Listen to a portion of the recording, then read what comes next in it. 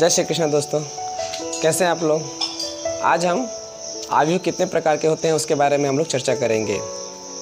तो हम देखते हैं। तो इसमें सबसे पहला जो आता है वो आता है स्तंभ आयु।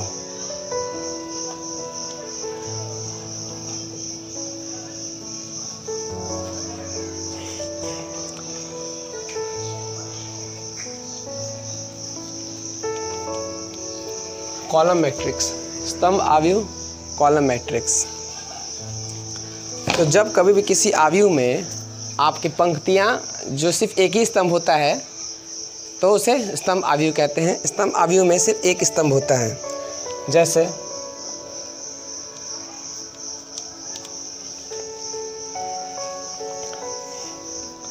जीरो √3 -1 1/2। अंग्रेजी में स्तंभ को कॉलम कहते हैं। तो ये आपका सिर्फ जब कभी भी आपका एक स्तंभ रहता है तो इसे स्तंभ आयु कहते हैं। दूसरा आता है पंक्ति आयु।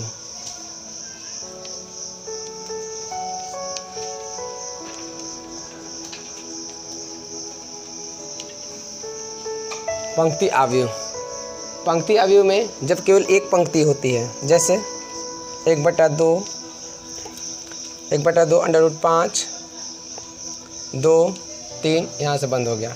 ये आपका पंक्ति आयु होता है। तीसरा है आपका वर्ग आयु।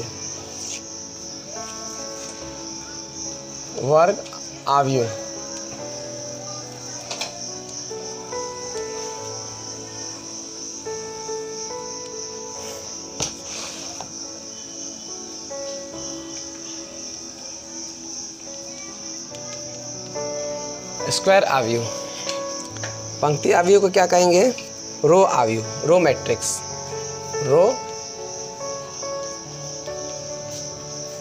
Row matrix. रो मीन्स पंक्ति होता है, ठीक है। और ये आपका वर्ग आयु हो गया स्क्वायर आयु। इसमें क्या होता है कि जितनी पंक्तियां रहते हैं उतने ही स्तंभ रहते हैं। तो मान लीजिए वर्ग आयु में हम देखेंगे 3/2 4, 3 अवयव हो गए, 3 पंक्तियां हैं, 1 2 3, तो 3 स्तंभ भी होंगे। -1 3 √2 और 3 1 यह और ये -1। इस प्रकार से आपका यह वर्ग आयु प्राप्त हुआ। इसमें m और n, m = n होता है। कभी वर्ग आयु में m = n होता है।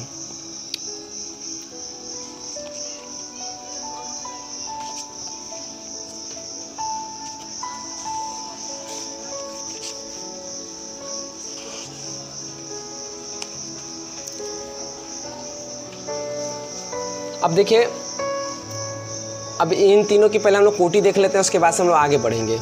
तो पंक्ति आयु की कोटि क्या होती है? कितनी पंक्ति है आपकी? m कितना है? 1 2 3 4, यानी 4। और स्तंभ कितना है? 1, यानी 4 अवयव हुए। m बराबर आपका m × n करेंगे तो m और n आपका कितना हो जाता है? m 4 है, यानी हमारे पास 4 पंक्तियां हैं और 1 स्तंभ है, तो 4 × 1 हो गया। इससे हमारे पास कितनी पंक्तियां हैं? इससे हमारे पास एक पंक्ति है, यानी हम सिर्फ इसमें हमारे पास सिर्फ एक पंक्ति है। तो 1 × स्तंभ कितने हैं? 1 2 3 4, 1 × 4 = 4। इसमें हमारी इसकी कोटि कितनी है? जब कोटि ज्ञात करने को कहता है तो इसमें 3 पंक्तियां 3, तो m × n, तो 3 × 3 पंक्तियां और 3 स्तंभ है। मैट्रिक्स में क्या होता है? जब विकर्ण में आपके सभी अवयव बराबर हो, जैसे a = 3, यह अदिश आयु हो गया। b = √2 और c =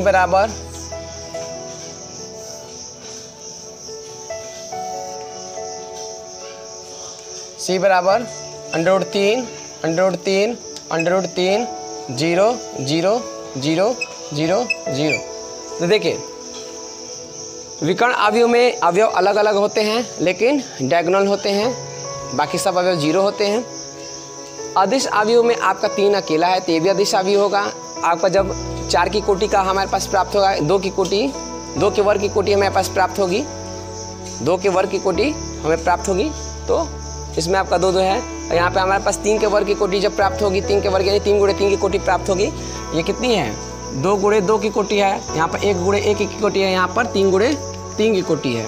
तो जब हमें 2 × 2 की कोटि प्राप्त होगी और जब उसमें आपके अवयव सिर्फ जो विकर्ण के अवयव हैं समान हो तो ये अदिश अवयव कहलाएगा। और जब विकर्ण के अवयव जब 3 × 3 की कोटि में जब विकर्ण के अवयव समान हो तब वह क्या कहलाएगा? वह अदिश अवयव कहलाएगा। यह 4 × 1 की कोटि का अवयव है, यह 1 × 4 की कोटि का अवयव है, यह 3 × 3 की कोटि का अवयव है। ठीक है ना, यह 3 की कोटि का अवयव, 3 × 3 की कोटि का अवयव है। अब आ जाइए आपका विकर्ण अवयव।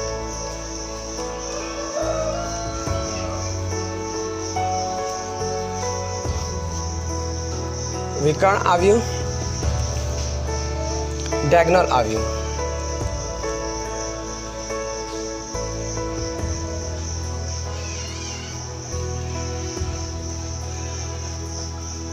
डायगोनल अवयव ये आपका चौथा है। तो डायगोनल अवयव में क्या होता है? जब किसी अवयव में सिर्फ विकर्ण में ही अवयव हो, बाकी सब शून्य होता है, तो विकर्ण अवयव कहलाता है। जैसे आप यहाँ पे खींच देंगे, बॉक्स खींच दिए, यहाँ पे लिख दिया आपने 1 0 0, यहाँ पे फिर आपने 0 लिख दिया, फिर यहाँ लिखेंगे 2, यहाँ पे लिखते हैं 0, यहाँ पे फिर 0 0 3। तो देखिए इसमें ये जो दिख रहा है इतना आपका सिर्फ यही इसी में अवयव है, बाकी आपका सब खाली है, तो ये आपका विकर्ण अवयव कहलाता है। क्या कहलाएगा? विकर्ण अवयव। इससे आगे चलते हैं अदिश अवयव। पांचवा क्या है? अदिश अवयव, स्केलर SCALER, स्केलर मैट्रिक्स। अदिश अवयव स्केलर मैट्रिक्स। अब इसके आगे चलते हैं। अब हमारे पास है तत्समक अवयव। पांचवा है, पांचवा तत्समक अवयव। तत्समक अवयव, आइडेंटिटी मैट्रिक्स। आइडेंटिटी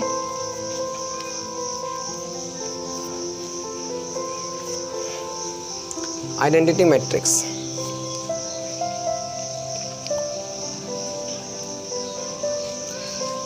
एक वर्ग अवयव जिसके विकर्ण के सभी अवयव एक होते हैं और सिर्फ असवयव शून्य है तो तत्समक अवयव कहलाता है।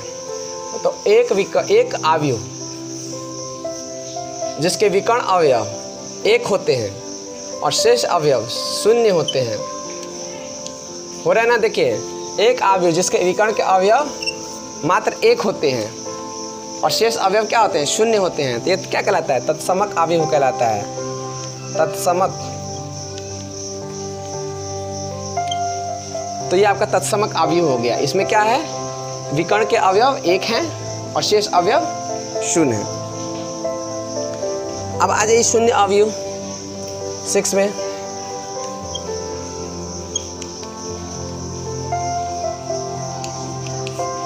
जीरो अवयव, जीरो मैट्रिक्स।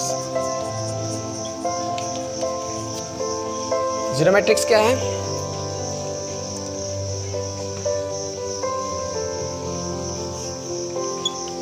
ए बराबर 0, बी बराबर 0 0 0 0,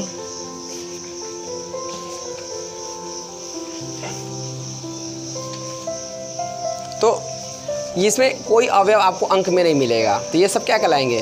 शून्य अवयव कहलाएंगे। ये 1 गुणे 1 की कोटि था इसमें, ये 2 गुणे 2 की कोटि था ये, तो यह शून्य अवयव है आपका। इस प्रकार से आपका यह समाप्त हो जाता है।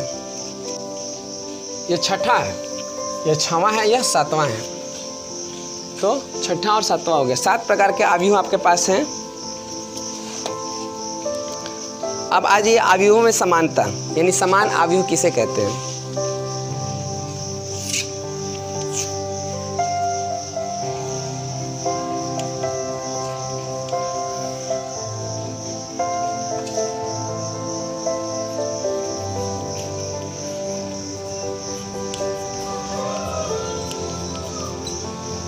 अवयवों की समानता, तो जब किसी एक अवयव के एकदम समान यानी एकदम एक जैसा दूसरा अवयव होता है तो समान अवयव कहलाता है। जैसे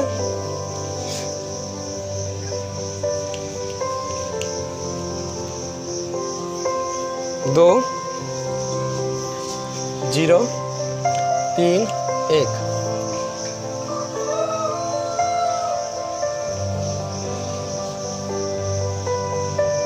तथा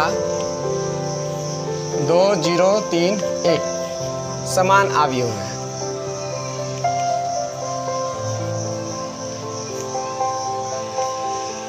और 2 0 3 1 तथा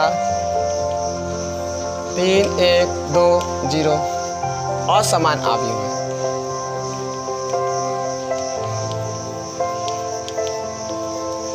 देखिए 2 3 0 1 ये क्या है, और एकदम यहाँ पे 2 3 0 1 आपके समान अवयव हो गए। तो यहाँ पर हमने समान अवयव लिख दिया। 2 3 0 1 तथा 3 2 1 0 ये आपके असमान अवयव होंगे। अब हम पढ़ेंगे एक्सरसाइज 3.1 प्रश्नावली 3.1 हम पढ़ेंगे, ठीक है। प्रश्न नंबर 1 है। 1 में आपको दिया a इज इक्वल टू 235 √3 5 2 -2 1 19 5/2 5 7 -7 12 और 17। अब इसमें आपको पूछ रहा है कि पहला क्वेश्चन अवयव की कोटि क्या है। तो कितने लाइन्स हैं? 1 2 3 4 लाइन्स। और कितने रो हैं? 1 2 3। तो क्या लिखेंगे? अवयव की कोटि बराबर, पहले आप क्या लिखते हैं? रोज लिखते हैं 3, फिर आप कॉलम लिखते हैं, पंक्तियाँ लिखते हैं पहले, फिर आप स्तंभ को लिखते हैं 3 गुणे 4। यह इसकी कोटि हो जाएगी। अब आपका दूसरा आता है अवयवों की संख्या। अवयवों की संख्या, तो अवयवों की संख्या क्या होगी? इज इक्वल टू, ध्यान दीजिए, अवयवों की संख्या आपकी होगी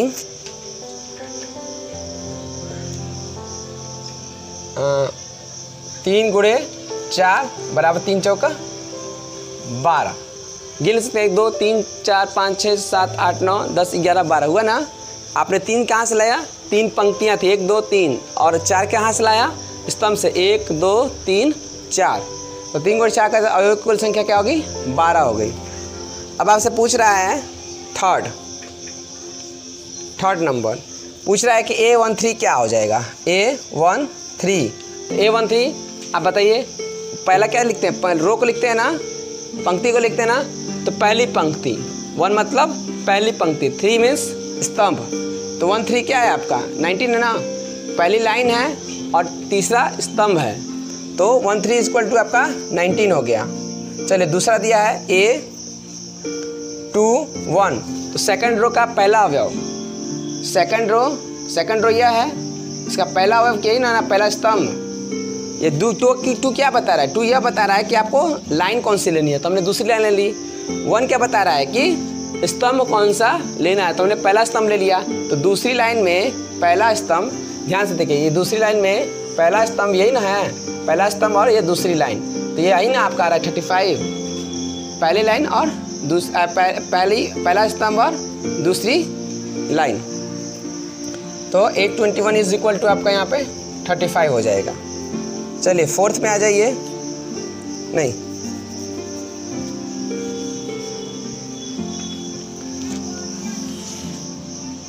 अब यहाँ पे देखिए A33 है, A33 कितना होगा आपका? तीसरी लाइन का तीसरा अवयव, तीसरी लाइन का देख रहे हैं तो आपको -5 मिलेगा, -5। चौथा क्या है आपका? 24, A24 या फिर 24 कहेंगे, 24 नहीं कहेंगे, 24 कहेंगे। तो दूसरी लाइन का चौथा स्तंभ 12 हो रहा है ना, तो यहाँ पर जगह 12। और लास्ट हो रहा है A23, तो A23 तो बराबर क्या आ जाएगा?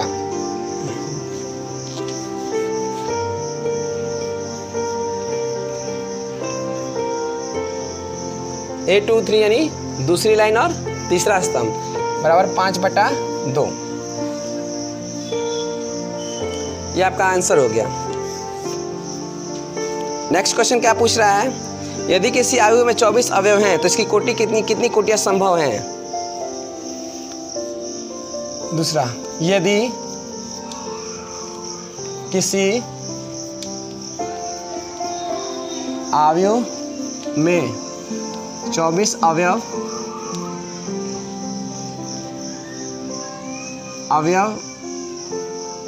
हैं तो संभव कोटियां,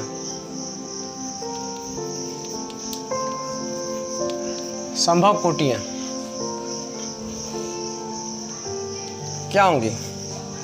उत्तर तो 24 का हम जितना हो सकता है उतना गुणनखंड करेंगे, 24 का हम जितना हो सकता है उतना गुणनखंड करेंगे यहाँ पर।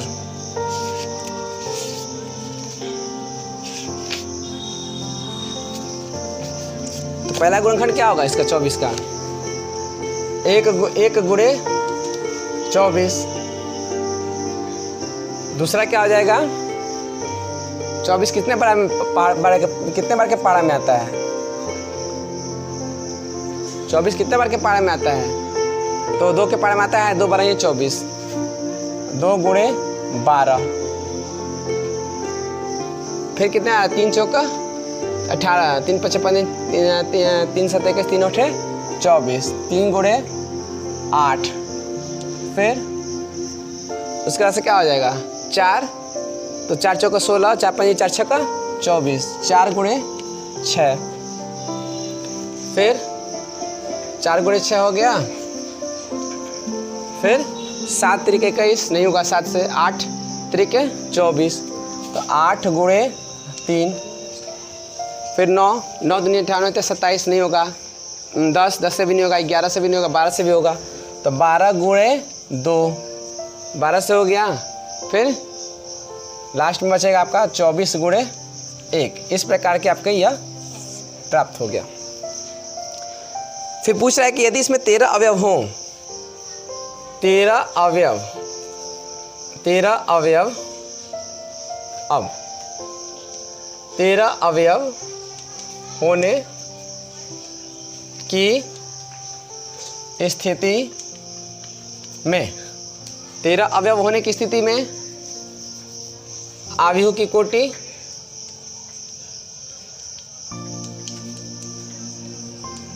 कोटियां क्या होंगी?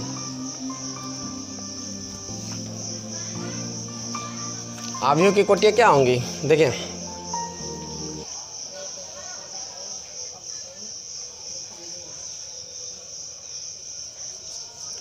एक गुणे 13 और 13 गुणे 1, क्योंकि 13 एक अविभाज्य संख्या है, तो उसमें सिर्फ 1 गुणे 13 और 13 गुणे 1 ही की कोटि आपकी बनेगी, इसके अलावा कोई अन्य नहीं बन पाएगी। अब आइए क्वेश्चन नंबर 3 में, यदि किसी आव्यूह में 18 अवयव हैं तो संभव कोटियां क्या हैं? यदि सिर्फ 5 अवयव हैं तो क्या होगा? तो सेम वही है। तीसरा, यदि किसी आव्यूह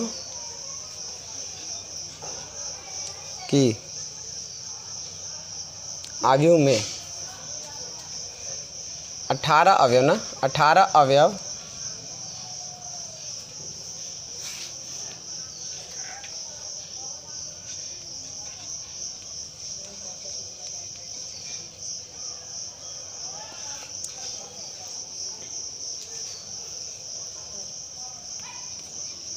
तो संभव कोटियाँ। तो इसकी संभव कोटियाँ क्या होंगी? उत्तर 18 का पारा बस पढ़ना है। 1 गुणे 18, दूसरा क्या हो जाएगा? 2 के पारे में 18 आता है तो 2 9 18, 2 गुणे 9, फिर 3 के पारे में 18 है, 3 5 5 6 का 4, 3 गुणे 6, 4 के पारा में 18 आता है, 4 4 16 नहीं आता है, 5 के पारा में नहीं आता है, 6 के पारा में नहीं आता है, 7 के पारा में नहीं आता है, 8 के पारा में नहीं आता है, 9 के पारा में आता है, 6 के पारा में आता है, 6 गुणे 3, 6 गुणे 6 18, 6 के पारे में आता है, ठीक है। फिर 9 के पारे में आएगा 9 गुणे 2, फिर लास्ट में आएगा 18 गुणे 1। इस प्रकार से 1 गुणे 18, 2 गुणे 9, 3 गुणे 6, 6 गुणे 3, 9 गुणे 2, यानी ऐसा संभव करना है क्रम बदलते हुए आगे बढ़ जाने। कितनी कोटियाँ हैं? 1 से 18 जाएगा, 18 कम 18, 2 9 18, 3 गुणे 6, यानी 3 6 18, 6 3 18, 9 दूनी 18, एकदम 18 तक लेकर के चले जाना है, जहाँ पर भी हमें रुकना पड़े। तो 18 से आगे आप जा नहीं सकते हैं, तो हमें वहाँ पर एकदम स्टार्ट से लेकर के उस अंक तक जाना है जहाँ पर हमें संभव गुणनखंड मिल जाए। यदि अवयव में, यदि इसमें 5 अवयव हों तो 5 अवयव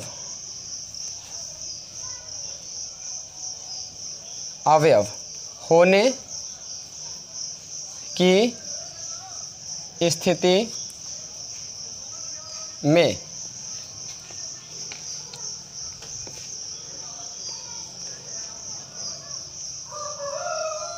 कोटियाँ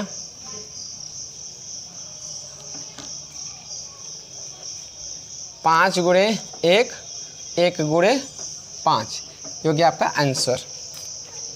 ये आपका हो गया आंसर, यहाँ पे होगा ये आपका आंसर, और यहाँ पे ये आपका हो जाएगा आंसर, ठीक है। इस प्रकार से आपका प्रश्न नंबर 1, प्रश्न नंबर 2, प्रश्न नंबर 3 समाप्त हुआ। अगले वीडियो में हम 4 से आगे बढ़ेंगे। इसी के साथ मैं आपसे आगे लेता हूँ। यदि आपको मेरा वीडियो समझ में आए, अच्छा लगे तो लाइक, कमेंट, शेयर और सब्सक्राइब ज़रूर करें। कोई समस्या हो तो मुझे ज़रूर बताएं, और हाँ, और सहयोग बनाए रखें। धन्यवाद, नमस्ते।